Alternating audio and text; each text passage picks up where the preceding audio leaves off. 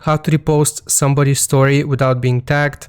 Now I'm going to take Will Smith as an example. The first way of doing that is by going to the person's story and seeing if it is an actual post. If it is an actual post, you just click on it, view post, and then you click on the third option right here on the little airplane, and you can add this post as a story. However, if it isn't a post and you can't go to it directly, if it's just some picture, the next thing you can do, or the other thing you can do, is simply to screenshot it.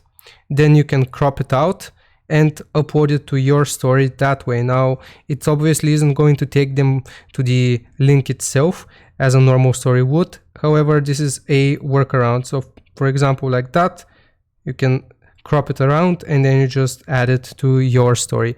Now, those are two quick workarounds, the process of adding a story for somebody who hasn't tagged you.